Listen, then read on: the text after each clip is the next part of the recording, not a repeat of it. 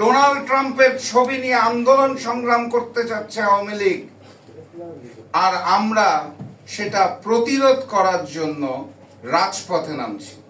এটা হওয়ার কথা ছিল না।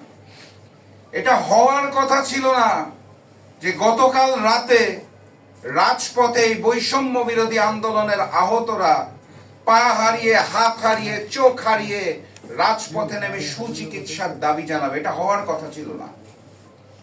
এটা হওয়ার কথা ছিল না। এই আন্দোলনে যারা শহীদ ছিল তারা এখনো অপেক্ষায় থাকবে যে কবে অন্তর্বর্তীকালীন সরকার তাদের পাশে দাঁড়াবে, অর্থ সহায়তা দিবে, তাদের পরিবারের জন্য কিছু ব্যবস্থা করবে। এটা হওয়ার কথা ছিল না।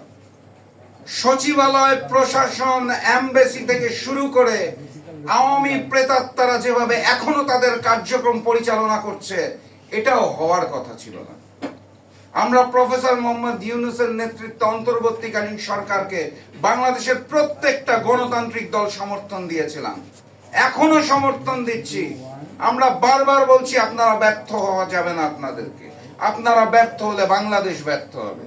কিন্তু এর মানে এই নয় যে আপনারা আওয়ামী প্রেতাত্মাদের প্রশাসনের বিভিন্ন স্তর থেকে সরাতে দিনের পর দিন কালক্ষেপণ করবেন এবং ব্যর্থ হবেন। এর মানে এই নয় যে আওয়ামী প্রেতাত্মাদের নামের লিস্ট ভারত থেকে আসবে, রয়ের মাধ্যমে আসবে এবং আপনারা তাদেরকে অন্তর্বর্তীকালীন সরকারের দায়িত্ব দেবেন। এর মানে এই নয় যে আপনাদেরকে সমর্থন দেওয়ার নামে আমরা চোখের মধ্যে পট্টি বাঁধবো, মুখ বন্ধ করব এবং প্রতিবাদ করতে পারবো না। আপনারাই বলেছিলেন ভুল হলে ধরিয়ে দিতে, আমরা বারবার আপনাদেরকে ধরিয়ে দিচ্ছি। আপনারা দায়িত্ব গ্রহণ করার পর 3 মাস পেরিয়ে গেছে, আপনারা একটি রোডম্যাপ ঘোষণা করতে পারছেন না।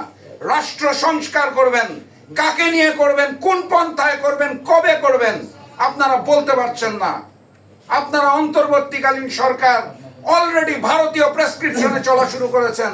ভারতের দেওয়া লিস্ট দিয়ে আপনারা অন্তর্বর্তীকালীন সরকারে নিয়োগ দিচ্ছেন। সচিবালয়ের গুরুত্বপূর্ণ জায়গা থেকে আপনারা আওয়ামী প্রেতাত্মাদের সরাতে পারছেন না, প্রশাসন থেকে সরাতে পারছেন না। অন্তর্বর্তীকালীন সরকার নামটাই স্পষ্ট। অতীতে একটা সরকার ছিল, সামনে একটি সরকার আসবে, মাঝের সময় সরকার। পুরা রাষ্ট্র সংস্কার আপনাদের দায়িত্ব নয়। জরুরি প্রয়োজনীয় সংস্কার শেষ করে দেশের মানুষকে গণতান্ত্রিক বাংলাদেশ ফিরিয়ে দেওয়া আপনাদের দায়িত্ব। দ্রুততম সময়ের মধ্যে রোডম্যাপ ঘোষণা করুন। প্রশাসনের থেকে, অন্তর্বর্তীকালীন সরকার থেকে, সচিবালয় থেকে, এমবেসি থেকে, প্রত্যেকটি জায়গা থেকে আওয়ামী প্রেতাত্মাদের সরানোর ব্যবস্থা করুন। যদি মনে করে থাকেন বিএনপি, জামাত, জাকপা, গণ অধিকার পরিষদ এবং অন্যান্য সকল রাজনৈতিক দল, সকল রাজনৈতিক জোট আপনাদের সমর্থন দিয়েছে দেখে দিনের পর দিন, মাসের পর মাস আপনারা কালক্ষেপণ করবেন, আওয়ামী লীগকে পুনর্বাসনের ব্যবস্থা করবেন, ভারত এবং রয়ের গোলাম হয়ে যাওয়ার চেষ্টা করবেন, বাংলাদেশকে আবারও ভারতের করদ রাজ্য বানানোর চেষ্টা করবেন এবং আমরা চুপ করে বসে থাকব, তাহলে স্পষ্ট ভাষায় বলে দিতে চাই, কথাবার্তা পরিষ্কার, রোডম্যাপ ঘোষণা করে নির্বাচনের ব্যবস্থা করুন। নতুবা শেখ হাসিনার মতো আপনাদের বিরুদ্ধেও তৌহিদি জনতার রাজপথে নামতে বাধ্য হতে হবে। সংগ্রামী সাথী এবং বন্ধুগণ, বক্তব্য দীর্ঘায়িত করব না, অনেক জাতীয় নেতৃবৃন্দ রয়েছে, তারা বলবেন। আমি শুধু স্পষ্ট ভাষায় বলে দিতে চাই, এই নতুন যে সূর্যোদয়ের স্বপ্ন আমরা দেখেছিলাম, সেই স্বপ্নকে আর বিলীন করবেন না। প্রফেসর মোহাম্মদ ইউনূস, আপনাকে আমরা শ্রদ্ধা করি, সম্মান করি।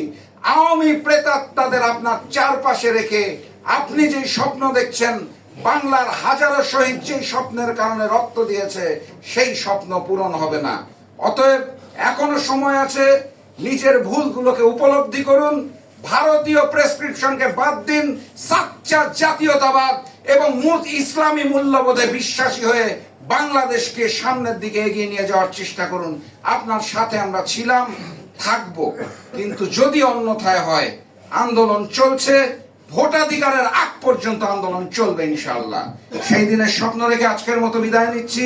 বিজয়ের পথে যাত্রা শুরু, জীবন অথবা মৃত্যু। আসসালামু আলাইকুম।